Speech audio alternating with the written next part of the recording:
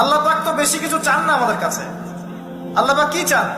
আমরা তাকে ভালোবাসি, আমরা তার জন্য আমাদের ইবাদতগুলো ঢেলে দেই, তার সাথে শিরক না করি, তার নবীর সুন্নাহ মতো চলি, একটু হালাল খাই, একটু পর্দা করি, বাচ্চা কাচ্চাদেরকে ইসলামী আদর্শে বড় করি, পরিবারের আদর্শটা একটু ঠিক করি। এত বেশি কিছু কি আল্লাহ পাক চান আমাদের কাছে?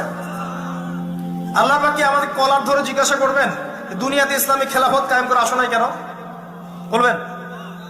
বলবেন না, এটা বলবেন না আল্লাহ পাক আমাদের। কিন্তু যাকে আল্লাহ পাক ওই ক্ষমতা দিয়েছেন তাকে বলবেন তোমাকে ক্ষমতা দিয়েছিলাম, তুমি কেন করো নাই? সবার জন্য সবকিছু না, আমরা সাধারণ মানুষ, সাধারণ মানুষের জন্য সাধারণ কাজগুলো যথেষ্ট।